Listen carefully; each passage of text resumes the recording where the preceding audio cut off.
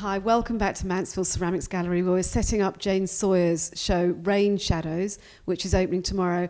And we're very lucky to have Jane with us today, who's going to talk about the work that she's made for this exhibition. So welcome, Jane. Thanks, Bernadette.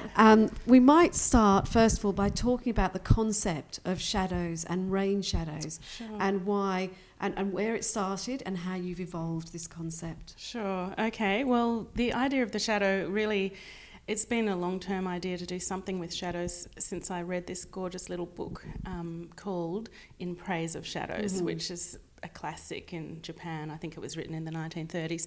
And it just opens doors to different ways of thinking about objects and light particularly. And that concept stayed with me from the beginning. But when I actually started making the work, I had just come back from an overseas trip to Morocco and Spain, and I'd seen, dry countries and seen the most beautiful water carriers and all sorts of special pots and the ways the pots had been used in the past in museums. So that started affecting my forms, but I was still thinking, well, how can I get the shadows in? So it just evolved from that. Okay. Yeah. And you've elected with your forms, we have quite a traditional watering can, which you have then offset the handle and the spout.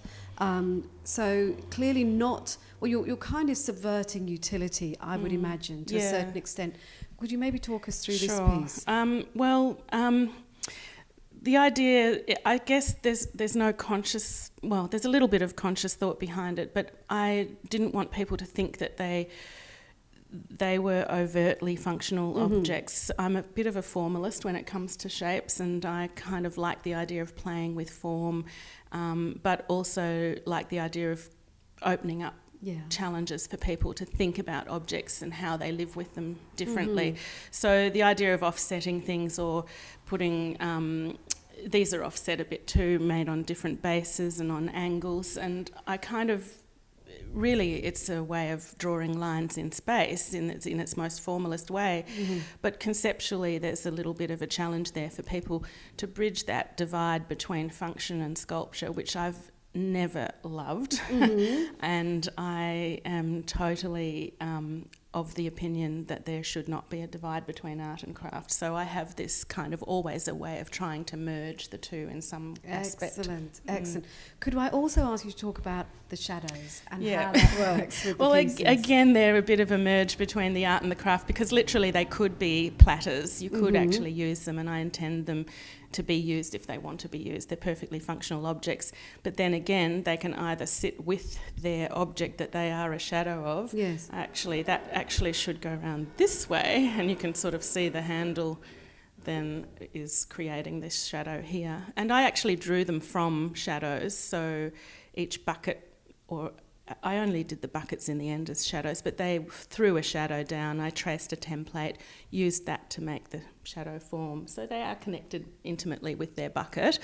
But equally so, they could hang on the wall and be, a bit like the shaker chair, where you pull it down to use it, but then it goes up on the wall and is a gorgeous object in itself, hopefully. Yeah. Beautiful. I would have to say, having followed your career for a long time, for many years, this is a real...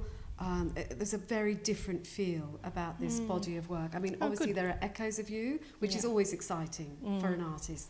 And we're so delighted that you're showing with us this solo exhibition. Thank you. And for everybody else, this exhibition runs throughout this month at our gallery. So please come along. Jane Sawyer, thank you very much indeed. Thank you.